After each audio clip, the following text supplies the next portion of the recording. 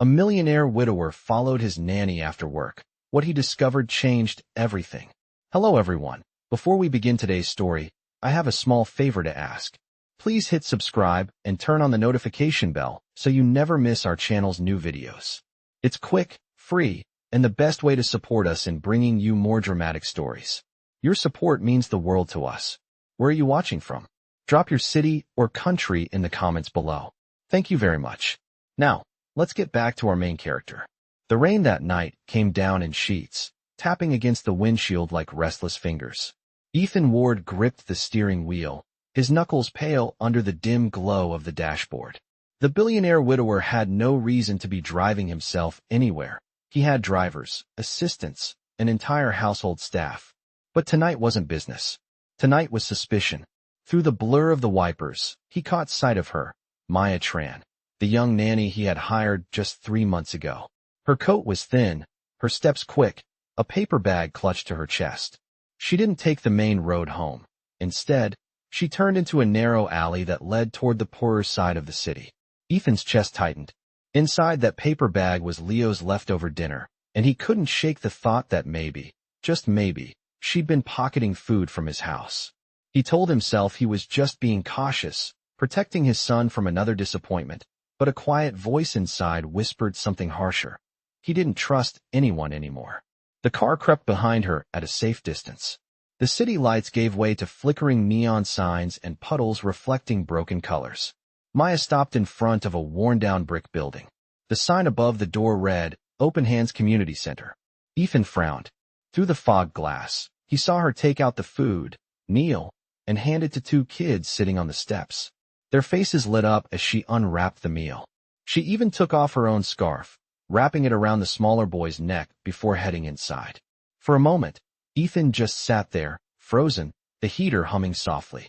The woman he had been ready to accuse of stealing was inside a soup kitchen, feeding strangers. The image hit something deep, something he thought had died the night his wife did. He leaned back, eyes closing briefly, hearing his late wife's voice echo in memory. Ethan, don't let money make you blind to kindness. When he opened them again, Maya had disappeared inside. He started the engine, the hum of the motor low, thoughtful. He could have driven away, pretended he hadn't followed her, but curiosity, no, guilt, anchored him to the curb. The rain kept falling, rhythmic and cold, as if washing away something heavier than suspicion. Somewhere inside that building, the woman he'd misjudged was still working, still giving, while he sat in a car worth more than the block she stood on. Ethan exhaled slowly, the glass fogging again. Maybe tomorrow, he'd ask her about it. Maybe he wouldn't. But one thing was certain. The story he thought he knew about his nanny had just started to unravel. The next morning, sunlight filtered weakly through the wide windows of Ethan Ward's penthouse, catching on the polished marble and glass that made his home look more like a museum than a place where people actually lived. His son, Leo, sat at the breakfast counter, swinging his small legs, drawing with a bright blue crayon on a napkin. It is a rocket, the boy said proudly. Ethan smiled faintly, his mind still replaying last night. The image of Maya standing in the rain, feeding those children, had followed him into every corner of his thoughts. He poured coffee, but did not drink it. The rich aroma felt hollow. Across the room, Maya appeared, her hair pulled back neatly, holding Leo's lunchbox. She greeted him politely, like nothing unusual had ever happened. Ethan watched her closely, searching for any hint that she knew he had followed her. She did not. Instead, she knelt beside Leo, fastening his jacket with gentle care. Ready for school, Captain Rocket? She asked. Leo giggled, nodding eagerly. Ethan cleared his throat. Maya, he began, and she turned toward him, patient but slightly guarded. I noticed you were out late last night, he said carefully. She blinked, then smiled faintly. Yes, sir. I volunteer at Open Hands every Friday.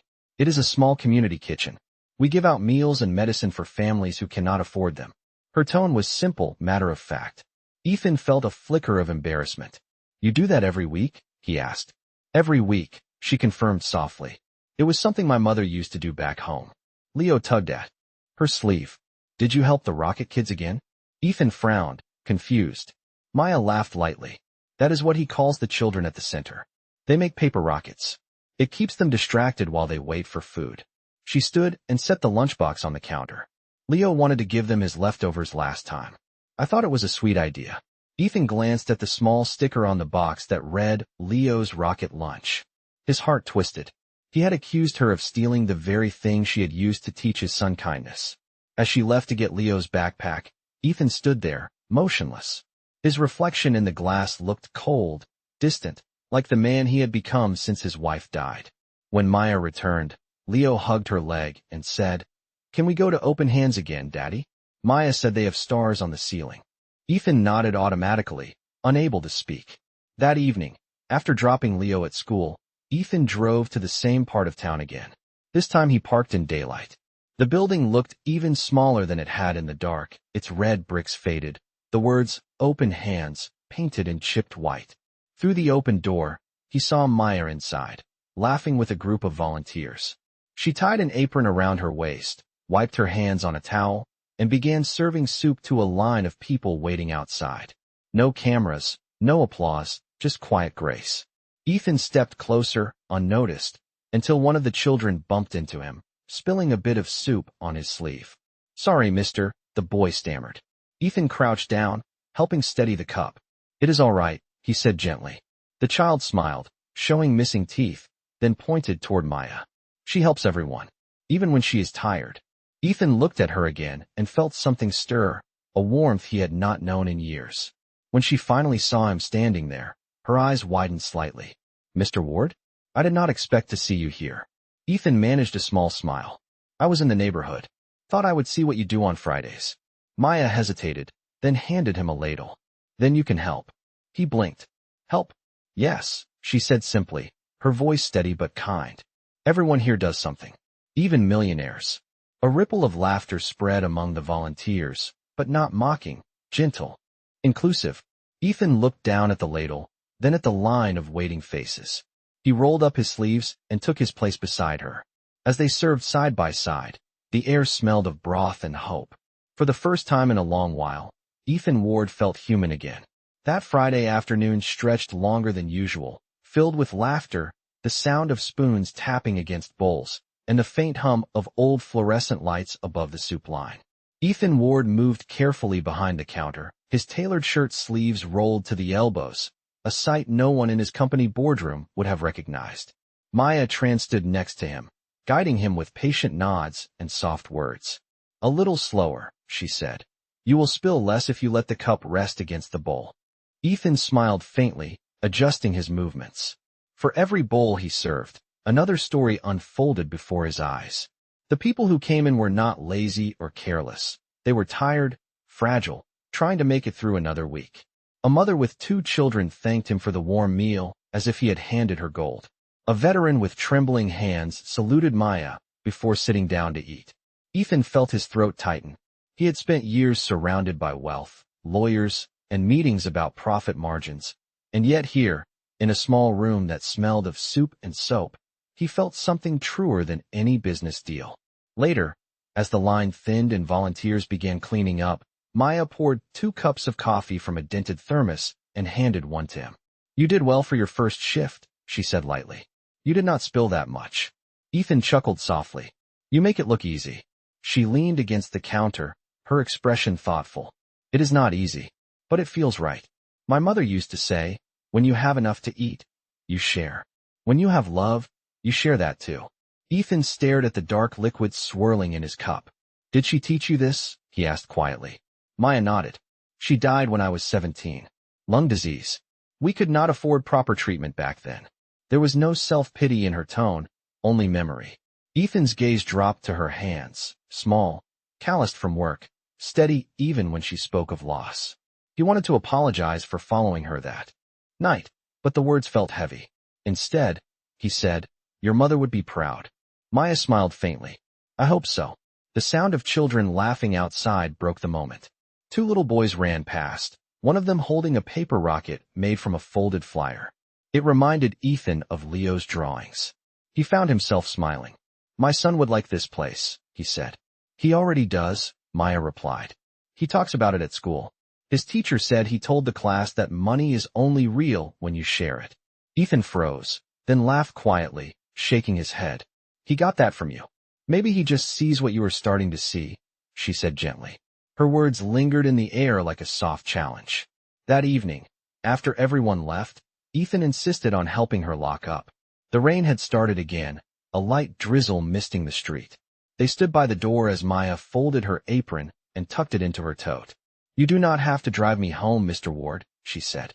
It is not far. Please, he said, call me Ethan. She hesitated, then nodded. All right, Ethan. It was the first time she had said his name without the distance of respect or fear. The syllables landed warm and real. On the drive back, they passed rows of dim apartments, a corner market, the kind of places Ethan rarely noticed before. Maya pointed at a small pharmacy. That is where I get Leo's inhaler refills. It is cheaper here. Ethan's hands tightened on the wheel. You pay for those? She nodded casually. Of course. It is my job to keep him healthy. Silence settled in the car, heavy with shame and admiration. When he pulled up in front of her building, she turned to thank him. But before she could speak, he said, Maya, about that night I followed you. She looked surprised but calm. You thought I was stealing, she finished softly. I understand. Rich people are used to being careful. Ethan winced. It was wrong. I judged you because I have forgotten how to trust. Maya's eyes softened. Then start learning again, Mr. Ethan. She stepped out into the rain, her umbrella snapping open like a silver flower. He watched her walk away, the puddles reflecting her figure in broken light. For the first time in years, Ethan did not feel like a man guarding his fortune. He felt like a man trying to earn back his faith in people. The next few weeks slipped by quietly, but something in Ethan Ward's life had shifted. The air in his home felt lighter, the silence not as suffocating as before. Every Friday, he made time to visit the Open Hands Community Center. Sometimes he brought Leo, who loved helping Maya distribute paper rockets and sandwiches. The boys' laughter filled corners of the building that used to echo only with footsteps. Ethan found himself drawn to the simplicity of those evenings. The smell of soup, the sound of rain tapping against the windows, the warmth of strangers who smiled without expecting anything in return. It was a far cry from the sterile boardrooms and shallow dinner parties he had grown used to. One afternoon, as volunteers cleaned up, Maya noticed Ethan standing by the donation box, slipping in a folded check. She raised an eyebrow. You do not have to do that, she said softly. You already give your time. Ethan smiled, a little sheepish. Some problems require both. She looked at him thoughtfully, then reached into her tote bag and pulled out a small notebook. Then write something more useful than a number. Write what you want to fix. Inside the notebook were notes, sketches, and ideas. Plans for a health program teaching families how to manage asthma and lung diseases. You wrote all this? He asked, flipping through the pages. It started after your son's last attack, she said. Most families here cannot afford inhalers or even know how to use them properly. If we could teach them, her voice trailed off. Ethan's mind began to spin. We could fund it, he said slowly. Not as charity, but as a partnership. Education, free clinics, training nurses. Maya hesitated. It would have to stay open to everyone. No logos, no publicity, no rich men making speeches. Ethan laughed quietly. No speeches. I promise. They shook hands. Her grip was firm, her smile cautious but real. The following week, Open Hands hosted its first health workshop. Nurses volunteered, children painted bright rockets on the walls, and Maya stood at the front teaching proper inhaler techniques. Ethan watched from the doorway, pride swelling in his chest. When Leo ran up holding a paper star that said, "Breathe easy," Ethan felt something inside him heal. That night, as they closed up, Maya found him adjusting the ceiling light. You do not need to fix everything, she teased. He turned, wiping dust from his hands. Maybe not, but I can try. Their eyes met for a heartbeat longer than either expected. A quiet understanding passed between them, something unspoken, delicate. The next morning, however, that peace cracked. When Ethan arrived at the mansion, his house manager, Ms. Dawson, was waiting with folded arms and a hard expression. Mr. Ward, I believe you should know that Miss Tran has been taking items from the late Mrs. Ward's collection, she said sharply. Ethan froze. What are you talking about? A gold locket, sir. It is missing. The security footage shows her near the study last night. His chest tightened. That is impossible.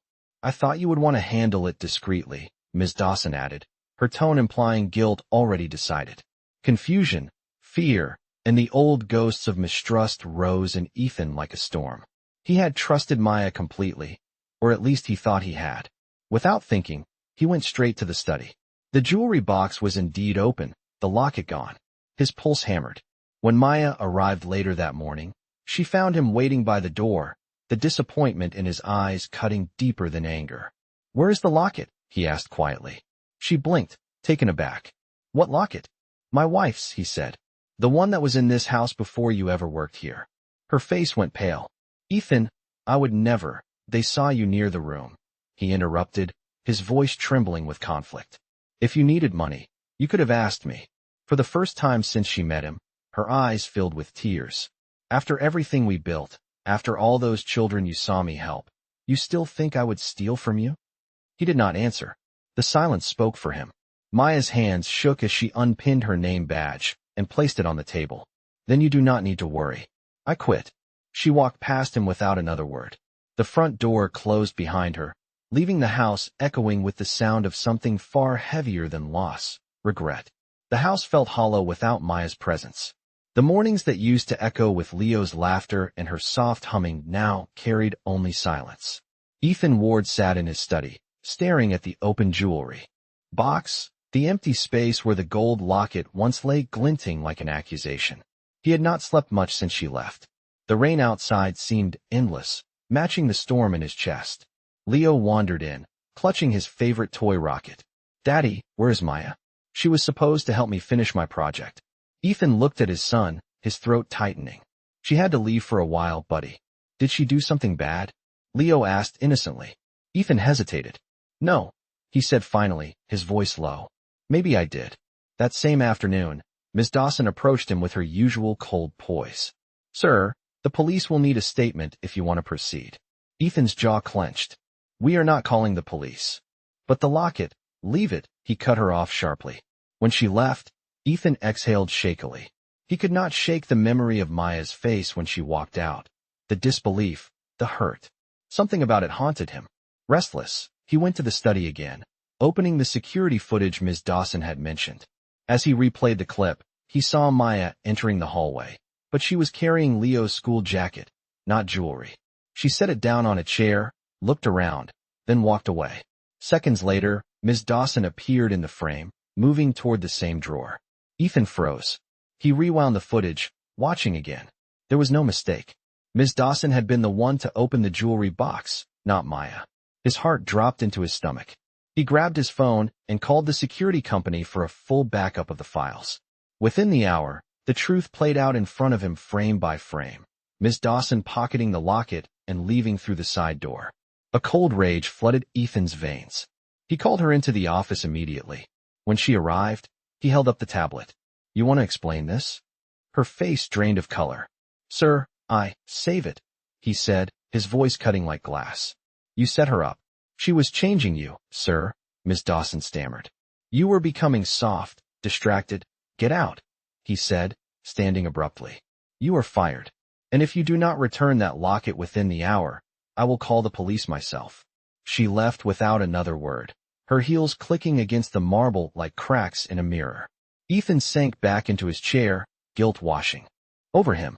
The woman he had distrusted, the one who had shown more kindness than anyone else, had been innocent all along. He wasted no time. Within an hour, he was standing outside Maya's small apartment, drenched from the rain. When she opened the door, surprise flickered in her eyes, followed by guarded distance. "Ethan," she said softly, "what are you doing here?" He held out the locket, shining under the porch light. "It was never you. Miss Dawson set you up. I was wrong." She looked at the locket, then at him, her face unreadable. "Do you have any idea how much it hurt to be accused of that?" Ethan's voice broke. "I do now. And I hate that I was the one who made you feel that way." Maya stepped aside silently, letting him in. The apartment was small but warm, the air filled with the faint scent of tea. Leo's drawings hung on the wall. Maya had kept them. "You still have his art," Ethan said quietly. "He made them for me," she replied simply. "I could not throw them away." Ethan looked around, then back at her. "You have every right to hate me." "I do not hate you," she said after a moment. "I just do not trust you anymore." Her honesty hit harder than anger ever could. Ethan nodded slowly. Then let me earn it back. Maya sighed, looking at him, the rain dripping from his coat onto the floor. You cannot buy trust, Ethan. You build it.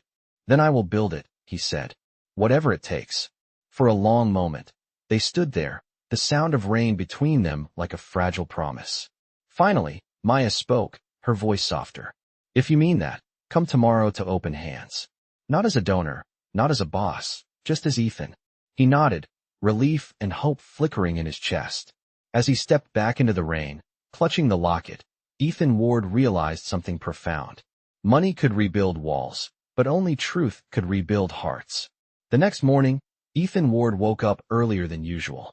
The city was still quiet, a pale light stretching across the skyline. He had not slept much, but for the first time in weeks, his mind felt clear. He drove to the Open Hands Community Center, the same place where all of this had begun. The sky was still gray from last night's storm, and puddles reflected the faded white letters on the old brick wall. Inside, the smell of freshly brewed coffee and warm bread filled the air. Volunteers were already moving about, setting tables and unloading boxes of supplies. Maya stood at the far end, her hair tied back, sleeves rolled up, directing a group of college students who had come to help. She noticed him immediately, but did not call out. Instead, she continued what she was doing, her calm voice echoing through the room. Ethan approached quietly. When she finally turned to face him, he saw no anger, only the quiet strength that had drawn him to her from the beginning. You came, she said simply. You asked me to, he replied. She nodded toward a pile of donation boxes. Then make yourself useful. The pantry shelves need restocking. Ethan smiled faintly, removing his jacket and rolling up his sleeves. He carried boxes, wiped tables, and even swept the floor. It was not glamorous work, but it grounded him. The hours slipped by quickly. Between breaks, he watched her move through the crowd, focused, steady, completely in her element. When the lunch shift ended, Maya finally walked over and handed him a cup of coffee. You survived, she teased. He chuckled. Barely. They sat on the steps outside, the autumn air cool against their faces. For a moment, neither spoke. The silence between them felt comfortable, like a truce. Finally, Maya said, Leo came by yesterday. He missed you. Ethan's smile faded. He misses you more. You made him believe in kindness again. I nearly ruined that. Maya looked down at her coffee. You made a mistake, Ethan. People do that.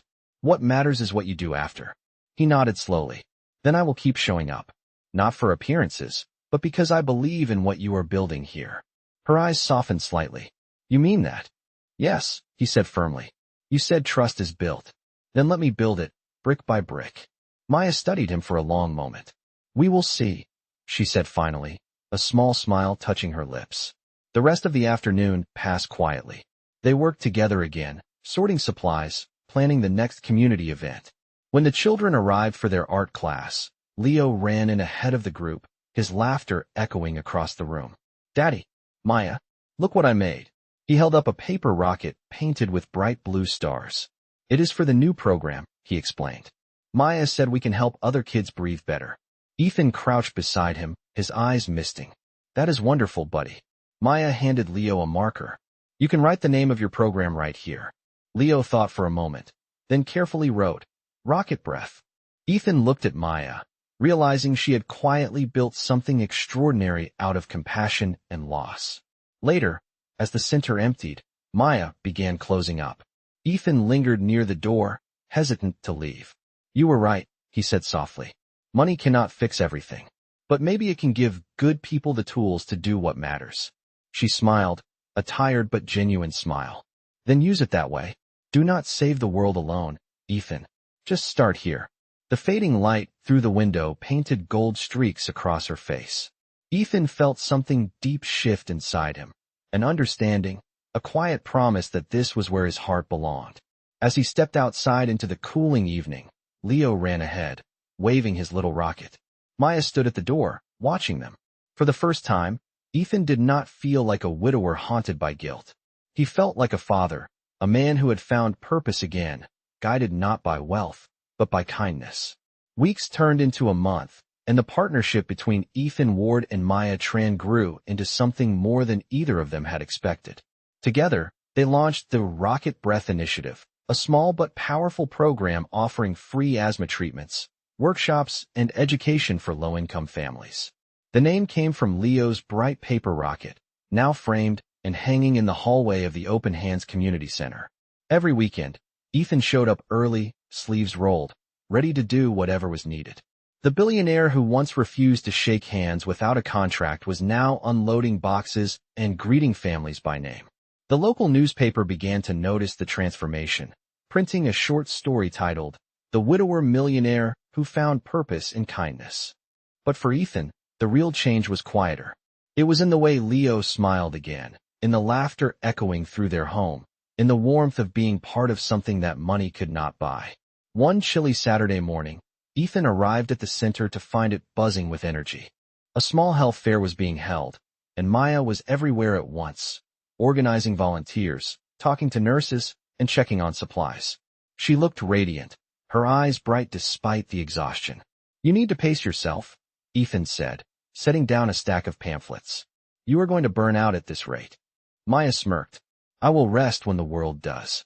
"Then you are never going to rest," he replied, smiling. She laughed softly. "Maybe not, but at least I will know I tried." Her smile faded slightly as she looked around the room. "Ethan, there is something I have been meaning to tell you. The center's lease is expiring in 6 months. If we cannot renew it, Open Hands will lose this building." Ethan frowned. "Why did you not tell me sooner?" "Because I wanted to handle it myself," she said firmly. "You have already done enough." "It is not enough," he said. "This place matters, Maya. Tell me what you need." She hesitated, then handed him a folder filled with paperwork. "The landlord is selling. We would have to buy the building outright." Ethan flipped through the pages, scanning the numbers. "We can do this," he said. "I will cover the cost."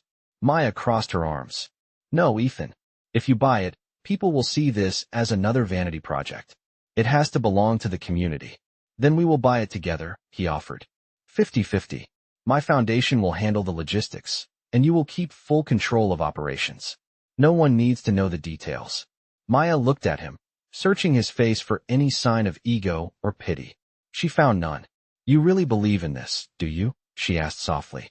"I believe in you," he said simply. For a long moment, she said nothing. Then she smiled. A small, sincere smile that said more than words could.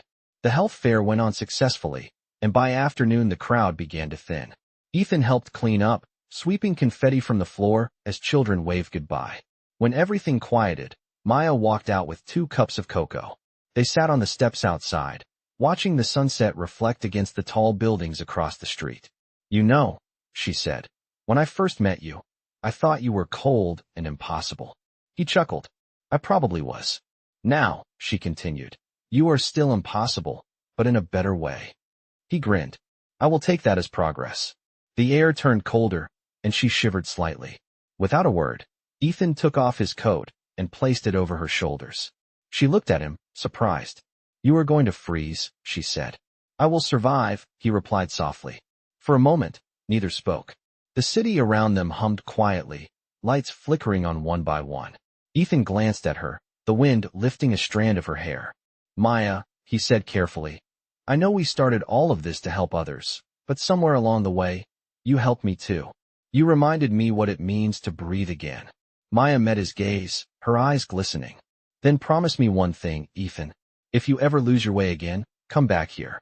This place will always need hands that are open." He nodded, his chest tight with emotion.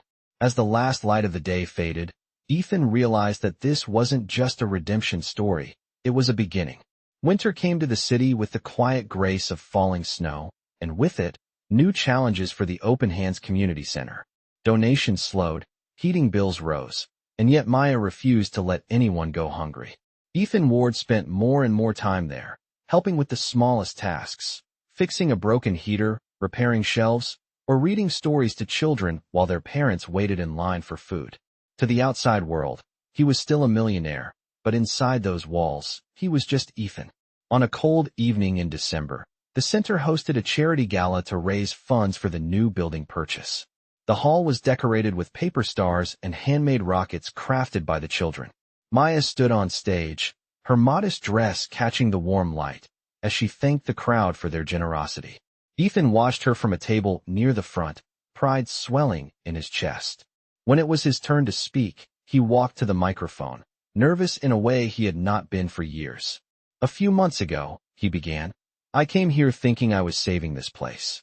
But it turns out, it was this place that saved me." The audience grew quiet. "I lost my wife to asthma, and I thought I had lost everything after that. I spent years hiding behind wealth, behind walls. Then I met someone who showed me that kindness is the only investment that never fails." He glanced at Maya, whose eyes shimmered under the light. "Tonight, I am proud to announce that through the Rocket Breath Initiative, and with the help of every volunteer here, we have raised enough to buy this building. Open Hands will stay open, forever." The crowd erupted in applause. Maya covered her mouth in shock, tears streaming down her cheeks. After the event ended, she found Ethan outside in the snowy courtyard, his breath visible in the cold air. "You did not tell me you had already finished the purchase," she said, smiling through tears. "I wanted it to be a surprise," he admitted. "The building is under the community's name. It belongs to everyone, not me." Maya shook her head, laughing softly. "You never stop surprising me." "I am just trying to follow your example," he said. They stood in silence for a moment, snowflakes landing softly on their coats. Then Maya said, "Ethan, I do not know what to say." He looked at her, his voice low but steady. "Then do not say anything. Just keep doing what you do. That is enough." She hesitated, then reached out, brushing a bit of snow from his hair. "You have changed," she whispered. "Maybe I just remembered who I was before I forgot," he replied. Inside the hall, Leo's laughter echoed as he played with the other children, his small voice rising above the music. "Daddy, look. My rocket is on the banner." Ethan turned to see the boy pointing proudly at the paper rocket design printed above the stage. The sight made his heart swell. Maya followed his gaze, her expression soft. "He is happy again," she said. "Because of you." Ethan shook his head. "Because of us." The snow continued to fall, covering the courtyard in a soft white glow. The sound of the city faded, replaced by quiet, by peace. For the first time in years, Ethan felt no weight on his chest, no grief, no guilt, only gratitude. As they stood together, the lights from the building cast long, golden reflections on the snow. Maya looked up at him, her eyes full of warmth. "You once told me you wanted to learn to trust again," she said softly. "I think you just did." Ethan smiled, a genuine, unguarded smile. Maybe it took losing everything to realize what truly mattered. She nodded. "Then promise me one thing, Ethan. Do not stop believing in people." "I will not," he said. "Not as long as I have you to remind me why." And as the snow fell quietly around them, the man who once followed his nanny out of suspicion now followed her out of faith, one open hand meeting another beneath the winter sky. Spring arrived slowly, bringing color back to the city after months of snow and gray skies. At the Open Hands Community Center, flowers bloomed along the windowsills, planted by the children who now called the place their second home. The Rocket Breath Initiative had grown beyond anything Maya Tran or Ethan Ward could have imagined. Families came not only for help, but to volunteer, to give back what they once received. Ethan no longer arrived in suits or with an entourage. He came in a sweatshirt, carrying boxes, smiling easily. He had become part of the heartbeat of the center, and for the first time in years, his life felt whole. One Saturday morning, Leo ran through the hallway, clutching a colorful flyer. "Daddy, Miss Maya, the mayor is coming next week for the awards ceremony." Maya laughed, taking the paper from his hands. "He is very excited about the new community award," she said, glancing at Ethan. He grinned. "Maybe he is more excited than I am." The following week, the center was filled with people from all over the city. Volunteers, families, doctors, and even city officials gathered to celebrate what had become a beacon of hope. Ethan stood quietly at the back of the room while Maya gave her speech. Her voice was steady, warm, and full of gratitude. "This place began with a simple idea," she said. "That kindness can change a life. It changed mine, and I hope it changes many more." As the crowd applauded, she looked toward Ethan. Their eyes met, and for a moment, the noise faded around them. Later that evening, after the ceremony, the crowd dispersed, leaving the hall softly lit by strings of lights overhead. Ethan found Maya standing near the framed photo of Leo's paper rocket. She turned when she heard his footsteps. You disappeared during the celebration, she said. I was talking to the mayor, he replied. He offered to expand the program statewide. Her eyes widened. That is incredible. It is, Ethan said, then paused, his voice quieter. But that is not why I wanted to find you. He reached into his pocket and pulled out something small, a delicate gold pendant shaped like a star. Inside, it held a tiny silver capsule engraved with the words breathe, believe. Maya gasped softly. Ethan, this belonged to my late wife's locket, he said gently. I had it redesigned. It is a reminder of everything she taught me, and everything you have taught me since. Maya's eyes shimmered. You did not have to do this. I wanted to, he said, because you helped me find the part of myself I thought I had buried with her. He took her hand and placed the pendant in her palm.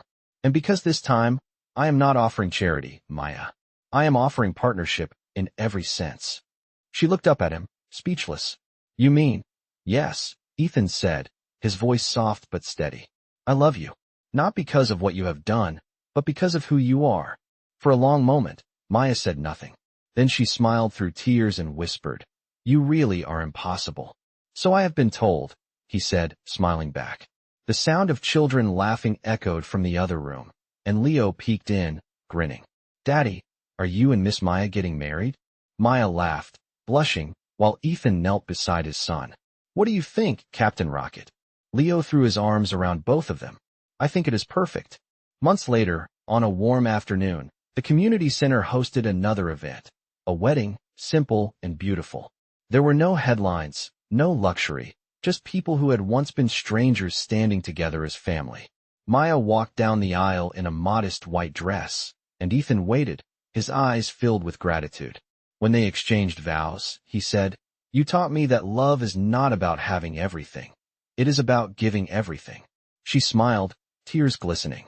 And you taught me that forgiveness is the breath that keeps love alive. The crowd applauded, Leo cheered, and above them hung the same paper rocket, framed in gold. As the sun set, Ethan looked around at the people whose lives had changed because of one act of kindness, and he whispered, Thank you. Maya squeezed his hand. For what? For showing me that sometimes, following someone is not about suspicion, it is about finding the way home. And as the last light faded, they stood together beneath the glowing stars, no longer nanny and widower, no longer broken and guarded, but two hearts finally breathing the same promise. That love, when built on kindness, can change everything.